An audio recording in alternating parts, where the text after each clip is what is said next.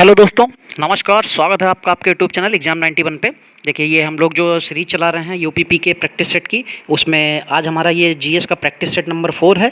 इसमें GS plus science होती है, तो सबसे पहले 20 क्वेश्चन हम लोग जीएस के करते हैं प्लस 20 क्वेश्चन साइंस के करते हैं। तो भाई आप लोगों से बस एक ही रिक्वेस्ट है कि जब आप लोग इसको पूरा देखते हैं तो इसमें आप अपने आप को अटेम्प्ट भी किया करिए कि मैंने कितने आज अटेम्प्ट किए थे और मेरे इसमें कितने सही हुए हैं।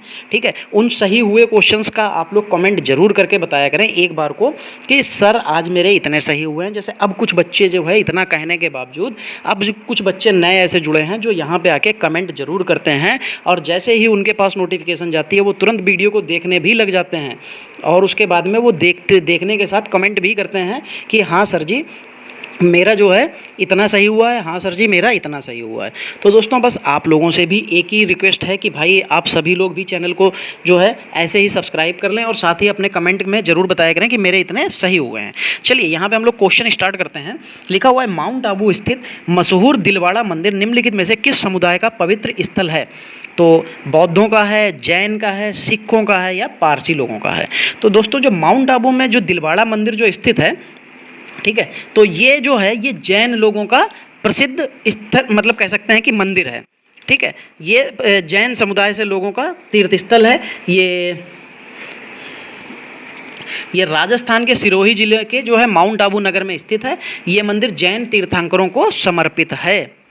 ठीक, फिर 62 नंबर देखिए क्या लिखा हुआ है। लिखा हुआ है, सन 1540 में कन्नौज की लड़ाई शेर शाह और के बीच लड़ी गई थी। किसके किसके बीच लड़ी गई थी? शेर शाह और किसके बीच? बाबर, हुमायूं या अकबर या औरंगजेब के बीच। तो जो 1540 था, तो 1526 में तो जो है आपका पानीपत का युद्ध हुआ था। फिर 1540 में ये जो है कन्नौज का युद्ध हुआ। तो कन्नौज का युद्ध शेर शाह सूरी और किसके बीच लड़ा गया था दोस्तों? तो ये जो है बादशाह हुमायूं के बीच लड़ा गया था। किसके बीच लड़ा गया था? हुमायूं के बीच। लंपट राजा था। ठीक, चलिए आगे बढ़ते हैं।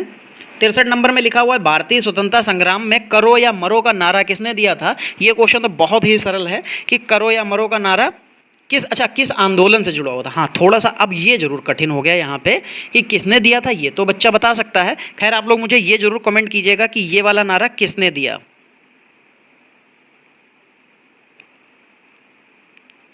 ठीक है, ये नारा किसने दिया था? करो या मरो का नारा किसने दिया था? किस आंदोलन से जुड़ा हुआ है? दांडी मार्च यानी कि दांडी यात्रा, असहयोग आंदोलन, खिलाफत आंदोलन या भारत छोड़ो आंदोलन। तो ये किससे जुड़ा हुआ था दोस्तों? तो ये भारत छोड़ो आंदोलन से जुड़ा हुआ था, जो कि 8 अगस्त 1942 को जो है ये जो है प्रस्ताव पारित किया गया था। 8 आंदोलन जो है बम्बई कांग्रेस अधिवेशन हुआ था, उसमें 8 अगस्त 1942 को उसमें भारत छोड़ो आंदोलन का प्रस्ताव पारित किया गया था। इसलिए इसे जो है अगस्त क्रांति के भी नाम से जाना जाता है, क्योंकि ये अगस्त में स्टार्ट हुआ था। फिर भारत छोड़ो आंदोलन के शुरू होते ही 9 अगस्त 1942 को जो है ऑपरेशन जीरो आवर के तहत गांधी जी के सहित जो है कांग्रेस के सभी बड़े नेताओं को गिरफ्तार भी कर लिया गया था। और जो है इसमें करो या मरो का नारा जो है भारत छोड़ो आंदोलन में ही दिया गया था। चलिए 64 नंबर देखिए। लिखा हुआ है, भारतीय संविधान अस्तित्व में आया। ये क्वेश्चन बहुत बार आ चुका है, क्योंकि इसी दिन जो है भारतीय संविधान दिवस भी मनाते हैं। और ये कल क्वेश्चन मैंने इसको पूरे डीपली तरीके से आपको एक्सप्लेन भी किया था, कौन सी चीज़ कब कब क्या हुई थी। चलिए खैर मैं फिर से आपको एक चीज़ बता देता हूँ कि जो हमारा संविधान जो है वो 26 नवंबर 1949 को पारित हुआ। ठीक है, पारित होना और लागू होना दो अलग चीज़ें होती हैं। ठीक, फिर उसके बाद 26 जनवरी 1950 को ये लागू हो गया है भारत में। और जो संविधान सभा थी उसका जो गठन था वो 6 दिसंबर 1946 को हुआ था। उसकी पहली बैठक जो है 9 दिसंबर 1946 को हुई थी, और सच्चिदानंद सिन्हा इसके जो है कार्यकारी अध्यक्ष बनाए गए थे। फिर 11 दिसंबर को इसकी दूसरी बैठक हुई, जो उसमें जो है राजेंद्र प्रसाद संविधान सभा के जो है परमानेंट अध्यक्ष बना दिए गए थे। परमानेंट का मतलब स्थायी थे, वो स्थायी हो गए थे। ठीक, तो यहाँ से जो संविधान सभा थी, भारत के राज्यों की सभाओं को निर्वाचित सदस्यों के द्वारा चुने गए थे। इसमें जवाहरलाल नेहरू, डॉक्टर भीमराव अम्बेडकर, डॉक्टर राजेंद्र प्रसाद, सरदार वल्लभ भाई पटेल, मौलाना अबुल कलाम आज़ाद, ये लोग जो हैं इसमें शामिल थे। ठीक है, संविधान सभा ने जो है कितने दिन में बनके तैयार हुई थी? तो 2 साल 11 माह 18 दिन, यानी कि कह सकते हैं कुल टोटल जो है इतने दिनों में बनके तैयार हुई थी। तो 26 नवंबर 1949 यहाँ पे अस्तित्व में आया। अच्छा, अस्तित्व की बात कर रहा है तो अस्तित्व में तो 26 जनवरी 1950 को आया था। पारित कब हो गया था? ये 26 नवंबर 1949 को। इसीलिए 26 नवंबर को जो है हम लोग ये संविधान दिवस भी मनाते हैं। चलिए फिर देखिए 65 नंबर देखिए, भारतीय संविधान का अनुच्छेद 48A जो है पर्यावरण का संरक्षण और सुधार एवं वन और वन्य जीवन की सुरक्षा से संबंधित है। तो इसमें किससे संबंधित, अच्छा वन एवं वन्य जीवन की सुरक्षा सुरक्षा किससे संबंधित है? राज्य सरकार और केंद्र सरकार, राज्य के नीति निर्देशक तत्व या राज्य के मौलिक अधिकार। तो दोस्तों यहाँ पे जो 48A जो है पर्यावरण संरक्षण एवं सुधार एवं वन्य जीव सुरक्षा जो है ये राज्य के नीति निर्देशक सिद्धांत से संबंधित है। 66 नंबर देखिए, लोकसभा में राज्यों की कुल सदस्यों की संख्या कितनी है? तो राज्यसभा में अगर लोकसभा में राज्यों के से जो है कुल सदस्यों की संख्या जो है वो 530 है, ठीक है। और इसमें होता क्या है, जो 530 सदस्य तथा संघ शासित प्रदेशों से कितने आ सकते हैं? 20 आ सकते हैं। वैसे राज्यों की बात हो रही तो 530 है, अगर संघ साथियों वालों भी जोड़ देंगे तो 550 है, बाकी 2 जो हैं इसमें एंग्लो इंडियन होते हैं, तो टोटल मिला के 552 बन जाते हैं, ठीक है। चलिए आगे बढ़िए। फिर देखिए 67 नंबर में लिखा हुआ है सौर ऊर्जा किसके द्वारा उत्पन्न होती है? तो ये क्वेश्चन इतने बार पूछा जा चुका है कि इसके लिए आपको अब तक रट जाना चाहिए। मतलब मेरे प्रैक्टिस सेट में नहीं, बट पर्टिकुलर अगर आपको देखा जाए तो बेसिक सा क्वेश्चन है, हर वनडे एग्जाम में ये आ ही जाता है कि सौर ऊर्जा किसके द्वारा उत्पन्न होती है। तो सौर ऊर्जा दोस्तों संलयन प्रक्रिया, विखंडन प्रक्रिया, दहन प्रक्रिया, इनमें से कोई नहीं। तो जो सौर ऊर्जा होती है वो संलयन प्रक्रिया के द्वारा जो है उत्पन्न होती है।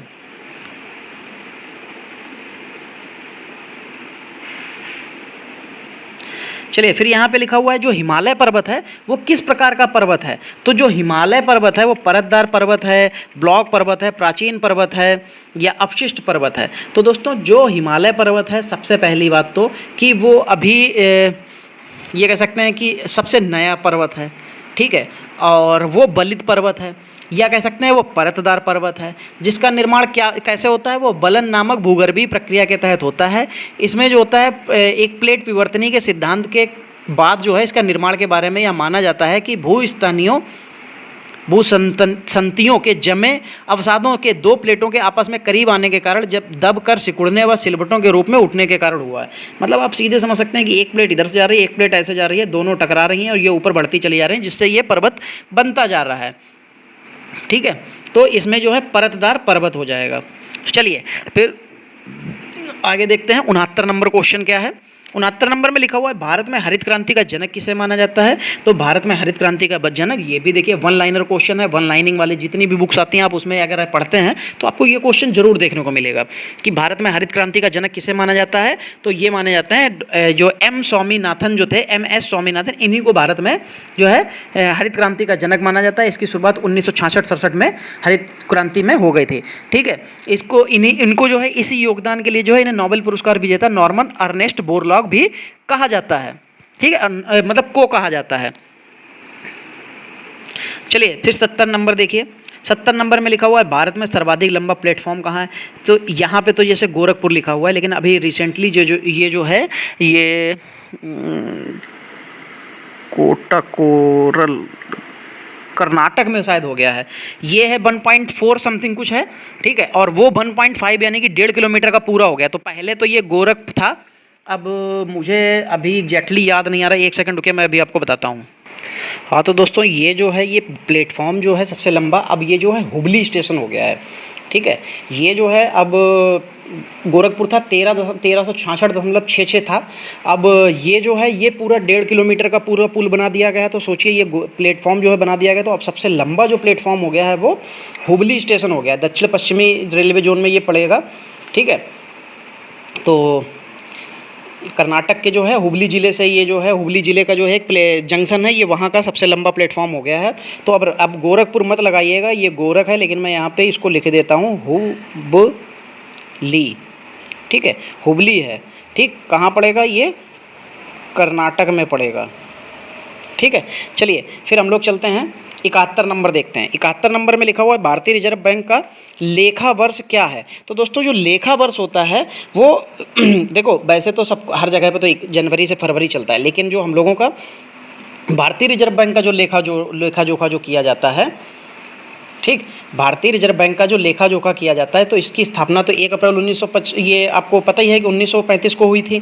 इसका राष्ट्रीयकरण 1949 1 जनवरी 1949 को कर दिया गया था, ठीक। लेकिन इसका जो लेखा वर्ष होता है वो जुलाई से स्टार्ट होता है और जून तक चलता है, ठीक है, याद रख लेंगे, याद रखा जाएगा भाई बिल्कुल आराम से। चलिए 72 नंबर देखते हैं। लिखा हुआ है निम्न राज्यों में से साक्षरता दर किस राज्य में सबसे अधिक है। अगर यहाँ पे देखिए उड़ीसा, पंजाब, महाराष्ट्र, मिजोरम दिया हुआ है, केरल नहीं दिया है, तो सिंपल सी बात है आपको केरल नहीं दिख रहा होगा। तो केरल में सबसे ज़्यादा है 93.91% 2011 की जनगणना के अनुसार। ठीक है, लेकिन अगर हम लोग यहाँ पे अगर ये देखें कि जो विकल्प दिए गए हैं उसमें से सबसे ज़्यादा किसकी है, तो मिजोरम की हो जाएगी। इसकी है 91.58%। ठीक है, तो यहाँ पे आपको ये लेना पड़ेगा। चलिए 73 नंबर देखते हैं। निम्नलिखित में कौन सी एक सदिश राशि है जो है जिसमें दिशा की जरूरत होती है, वो सदिश राशियाँ होती हैं। ठीक है, तो इसमें से जो सदिश राशि नहीं है यहाँ पे ये बात की जा रही है, तो कार्य, बल, विस्थापन और वेग। क्योंकि देखिए बल हम जिस साइड भी लगाएंगे उसकी भी दिशा की जरूरत होगी, किस तरफ बल लगा रहे हो। विस्थापन आप खिसकेंगे तो किस तरफ खिसकेंगे, ये आपका है। वेग, जिस तरफ भी चलेंगे तो आप किस तरफ चलेंगे, ये भी, उसके लिए भी एक दिशा की जरूरत होगी। लेकिन कार्य कर रहे हैं तो कार्य के लिए कोई दिशा की जरूरत नहीं होती है, तो ये सदिश राशि नहीं है। चलिए बिजली के बल्ब का जो फिलामेंट होता है वो किसका बना होता है, ये तो सबसे सरल क्वेश्चन है अब तक का। तो आज आप लोग, ये आपके लिए कमेंट का आंसर है भाई। आप लोग देखिए ये मत लिखा करिए कमेंट में कि 74 का ए है, 74 का बी है, या 74 का सी है, या 74 का डी। आप लोग इसका नाम लिख दिया करें तो याद रहता है कि, क्योंकि देखिए मेरे सामने हर टाइम तो मैं PDF खोले बैठा नहीं होता हूँ कि मैं चलो ये बता दूँ। लेकिन दोस्तों 74 का जैसे A B C या जो भी होता है तो आप उसका जैसे A B या C लिखते हैं तो आप टंगस्टन है तो टंगस्टन लिख दें, लेड है तो लेड लिख दें, मैग्नीशियम है तो मैग्नीशियम लिख दें, टिन है तो टिन लिख दें। ठीक है, चलिए 75 नंबर देखिए लिखा हुआ है हाइड्रोजन की परमाणु की संख्या कितनी होती है। तो हाइड्रोजन के परमाणु की संख्या दोस्तों कितनी होती है, 1 होती है। प्रकाश संश्लेषण वनस्पति कोशिका में स्थित में होता है। कहाँ होता है जो प्रकाश संश्लेषण जो है वनस्पति कोशिका में स्थित होता है, कहाँ पे, तो दोस्तों ये कहाँ स्थित होता है, ये होता है क्लोरोप्लास्ट में। कहाँ हो जाता है, ये क्लोरोप्लास्ट में। देखिए यहाँ पे भी आपको जीएस देखने को जीएस में भी देखिए साइंस देखने को मिल रही है। तो भाई इसको लाइटली लीजिए, बिल्कुल भी मत लीजिए साइंस को, साइंस का आप लोग देखते नहीं हैं। 77 नंबर, एक IP एड्रेस में कितने बिट्स होते हैं। देखो IP एड्रेस में जो होते हैं वो दोस्तों बिट्स की संख्या जो होती है 64 बिट्स लिखिए, 32 बिट्स, 128, 256। तो यहाँ पे सिर्फ 32 बिट होते हैं, IP एड्रेस में 32 बिट्स होते हैं। फिर गरबा कहाँ का लोक नृत्य है, तो भाई गरबा आपको पता होगा, गरबा जैसे गरबा में गा आता है, गा से गरबा बनता है और गा से गुजरात भी बनता है, तो गुजरात का हो जाएगा। 79 नंबर, फिर लिखा प्रसिद्ध शास्त्रीय गायक भीमसेन जोशी संबंधित हैं, किस घराने से संबंधित है। यहाँ पे ये पूछा जा रहा है, बनारस किराना घराना, लखनऊ घराना या रामपुर घराने से। तो ये जो भीमसेन जोशी जो थे ये किराना घराने से संबंधित है। चलिए फिर यहाँ पे 80 क्वेश्चन है, ये GS का लास्ट क्वेश्चन है, इसके बाद हम लोग साइंस देखेंगे। लिखा हुआ है कि निम्नलिखित में किस फसल के उत्पादन में उत्तर प्रदेश देश में प्रथम स्थान पर नहीं है। अब देखिए नहीं है की बात की जा रही है, तो गेहूँ, आलू, गन्ना, चावल। तो दोस्तों यहाँ पे जो गेहूँ है, गेहूँ भाई आपको बिल्कुल है, आलू बिल्कुल है, गन्ना बिल्कुल है, चावल पश्चिम बंगाल। तो यहाँ पे ये हो जाएगा, चावल में पश्चिम बंगाल नंबर 1 पे है। ठीक, चलिए अब हम लोग चलते हैं साइंस की तरफ। चलिए भाई साइंस का पोर्शन, अब हम लोग यहाँ से साइंस का पोर्शन देखेंगे। अच्छा हम लोग, अरे यार 4 नंबर, यहाँ से, ठीक है, यहाँ से हमारी साइंस का पोर्शन स्टार्ट होता है और हम लोग अब इसको ही देखेंगे कि कहाँ से क्या हो जाएगा। यहाँ पे दोस्तों देखो एक सेकंड रुकिए, हाँ यहाँ पे क्या हो जाएगा, 1 मीटर किसके बराबर होता है। ठीक है, 10 की घात 6 माइक्रोन, 10 की घात, अच्छा 10 की घात -6 माइक्रोन, 10 की घात 6 माइक्रोन, 10 की घात -3 माइक्रोन और 10 की घात 3 माइक्रोन। तो जो लिखा हुआ 1 मीटर किसके बराबर होता है, तो ये प्लस में होती है वैल्यू। 1 मीटर बराबर 10 की घात 6 माइक्रोन होते हैं और 1 मीटर बराबर 10 की घात 3 मिलीमीटर होता है। 1 मीटर बराबर 3.228 फीट होता है। तो ऐसे ऐसे करके जब आगे चले जाएंगे तो बहुत कुछ होता है। चलिए 42 नंबर देखिए क्या लिखा हुआ है, विभवांतर को मापने के लिए उपकरण का उपयोग किया जाता है। विभवांतर को मापने के लिए किसका उपयोग किया जाता है, तो दोस्तों यहाँ पे वोल्ट मीटर का उपयोग किया जाता है। चलिए 43 नंबर में क्या लिखा हो, गति के दूसरे समीकरण द्वारा किसके बीच संबंध को दर्शाया गया है। तो जो गति का दूसरा समीकरण जो दोस्तों होता है, तो वो होता है यस बराबर UT plus half AT square. क्या होता है, यस बराबर UT plus half AT square, ये फार्मूला होता है। ठीक है, तो इसमें जो है किसको दर्शाया जाता है, तो इसमें स्थिति और समय को दर्शाया जाता है। एस से क्या होता है, विस्थापन होता है। विस्थापन मतलब कितने से कहाँ तक चली है, तो उनके बीच की दूरी, तो इसीलिए स्थिति, क्योंकि अगर कोई वस्तु यहाँ से यहाँ तक आ गई तो उसकी स्थिति में परिवर्तन हो गया। ठीक है, अगर यहाँ तक पहुँच गई तो परिवर्तन हो गया, और कितना समय लगा ये दिखाता है, तो ये स्थिति और समय के बारे में बताता है। चलिए 44 नंबर देखिए, 44 नंबर में क्या लिखा हुआ है, लिखा हुआ है एक टेस्ला का मान कितना होता है। ठीक, तो एक टेस्ला का मान जो होता है वो 10⁻⁴ गॉस के बराबर होता है, 10⁻⁻⁴ गॉस के बराबर, 10⁻⁻⁴ वेबर मीटर के स्क्वायर के बराबर, या 10⁻⁵ गॉस के बराबर। तो एक टेस्ला होता है 10⁻⁻⁴ गॉस के बराबर, नहीं 10⁻⁻⁴ नहीं, 10⁻+4 के बराबर होता है। चलिए आगे बढ़ते हैं। वह पदार्थ जिसमें चुंबकत्व का गुण होता है कहलाता है। भाई जो भी पदार्थ होंगे, उस दिन भी मैंने अभी ये चुंबकत्व के बारे में क्वेश्चन आया था, कल ही आया था शायद, तब भी मैंने वहाँ पे बताया था। तो ध्यान रखिएगा, जितने भी जो चुंबकत्व का गुण जिसमें भी होगा उसमें चुंबक जो है कहलाएगा, जिसमें भी चुंबकत्व का गुण होगा वो चुंबक कहलाएगा। जिसमें एक क्वेश्चन ये आया था तो उसमें से पूछा था कि इनमें से किसमें चुंबकत्व होगा, तो क्या था उसमें निकिल था। और चुंबकत्व जो चुंबक होते हैं वो दो प्रकार के होते हैं, एक होते हैं प्राकृतिक चुंबक और एक होता है कृत्रिम चुंबक। ठीक, चलिए आगे बढ़िए। 46 नंबर में देखिए क्या लिखा हुआ है, लिखा हुआ है आयाम कुंजीयन के संचारण बैंड चौड़ाई के बराबर होता है। किसके बराबर होता है, आयाम कुंजीयन के संचारण बैंड चौड़ाई जो होती है के बराबर होती है, किसके बराबर होती है, तो आधार बैंड चौड़ाई के 2 गुना अधिक के बराबर हो जाती है।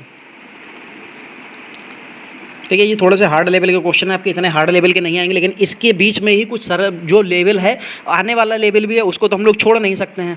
चलिए 47 नंबर देखिए, वह आवृत्ति जिसे एएम संचारण से संचारित नहीं किया जाता है, तो वो क्या होती है, ऊपरी पार्श्व आवृत्ति, निम्न पार्श्व आवृत्ति, या श्रव्य पार्श्व आवृत्ति, या वाहक आवृत्ति। तो दोस्तों ये जो लिखा हुआ है वह आवृत्ति जिसे एएम संचारण से संचारित नहीं किया जाता है, तो वो जो होती हैं वो कौन सी हो जाती हैं, वो श्रव्य ध्वनियाँ कहलाती हैं, श्रव्य आवृत्ति कहलाती है। जो एएम ट्रांसमिशन के अपर साइड आवृत्ति, लोअर साइड आवृत्ति और कैरियर आवृत्ति को ट्रांसमिट करता है, जो एएम होता है। ठीक, इसका काम क्या होता है, ये upper side, lower side, carrier frequency को ट्रांसमिट करता है।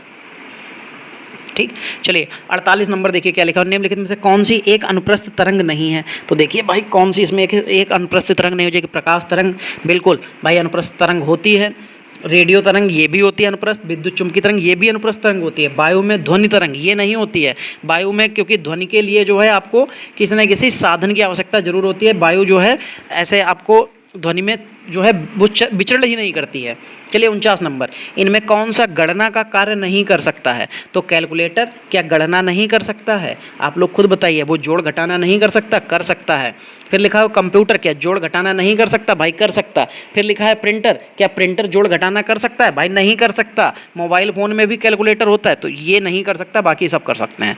फिर आते हैं 50 नंबर की तरफ, लिखा हुआ है एक सामान्य ट्रांसफार्मर पर कार्य करता है, किस पर कार्य करता है, यानी कि प्रत्यावर्ती धारा या एसी दृष्टि धारा, यानी कि डीसी प्रत्यावर्ती एवं दृष्टि दोनों पे, और संपादित दृष्टि धारा इस पे। तो दोस्तों ट्रांसफार्मर जो होगा वो सिद्धांत पे काम करता है, एसी के सिद्धांत पर, यानी कि प्रत्यावर्ती धारा के सिद्धांत पर।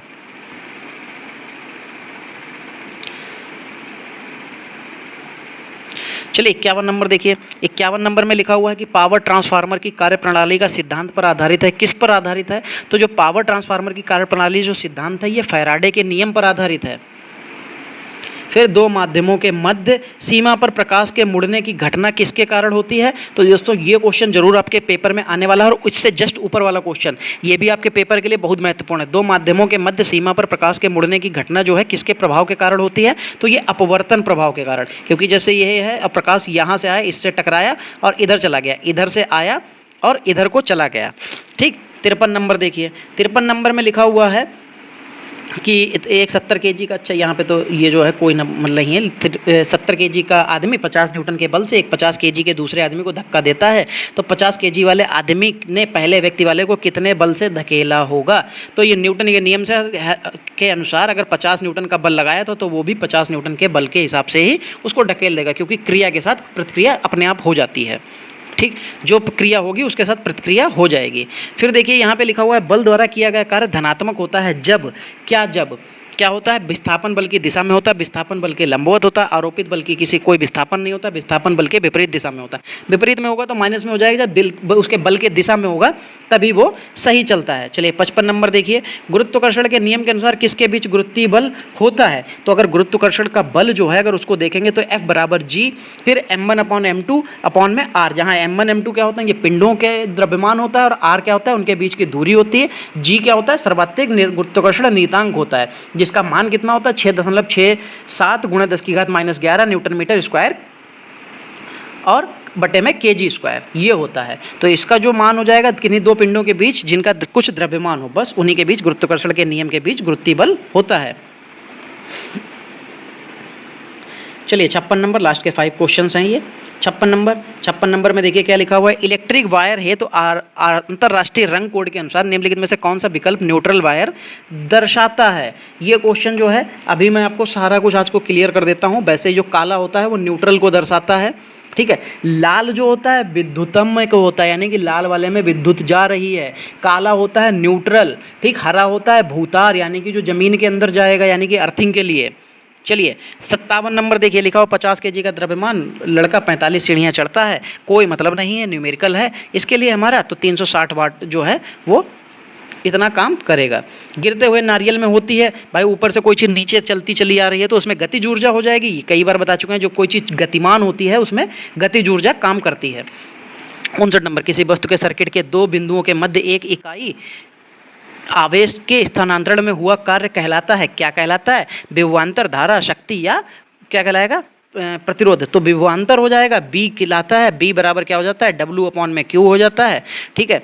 तो W मतलब कार्य होता है, Q मतलब आवेश होता है। तो कितना कार्य जो है कितने आवेश से किया गया वही वेग हो जाता है, विभवांतर हो जाता है। बस यही काम उसने पूछा था हमसे इसका जो है। चलिए, एक चालक में प्रवाहित विद्युत धारा और विभवांतर के बीच संबंध क्या होता है, तो होता है B बराबर IR होता है, ठीक है। B बराबर IR होता है, लेकिन उसने पूछा क्या है, एक चालक में प्रवाहित विद्युत धारा और विभवांतर। तो विद्युत धारा और विभवांतर के बीच में पूछा गया है, तो R एक तरफ रहेगा, तो यहाँ पे जो है B बटे में I हो जाएगा, बराबर किसके, R के। तो बस उसने धारा और विभवांतर, I मतलब जो है यहाँ पे धारा है और V जो है विभवांतर है, दोनों के बीच संबंध जो है क्या बन जाएगा, R बराबर VI बन जाएगा। तो V/I बन जाएगा। तो V/I ये तीसरे में दे रखा है, यही आपका सही हो जाएगा। ये ओम के नियम के अनुसार ये चलता है। तो दोस्तों आज के जो हमारे GS के भी जो 40 क्वेश्चन थे, तो ये यहाँ पर हमारे ये भी खत्म हुए। इसमें आप लोग एक बार को अपने आप को चेक जरूर कीजिएगा कितने सही कर पाएँ और कितने नहीं। बाकी जो क्वेश्चन आपसे पूछा गया है उसका आप लोग आंसर में नाम लिखेंगे, ना कि 40 का पहला, 40 का दूसरा, 40 का तीसरा या 40 का चौथा, ये नहीं लिखिएगा प्लीज़, इतना आप लोग कर लीजिएगा। चलिए दोस्तों, आज की क्लास को यहीं पे समाप्त करते हैं। बाकी आप लोग जो है वीडियो को लाइक और शेयर जरूर कर दीजिएगा और चैनल को सब्सक्राइब जरूर कर लीजिएगा। मिलते हैं अगली क्लास में, तब तक के लिए जय हिंद दोस्तों।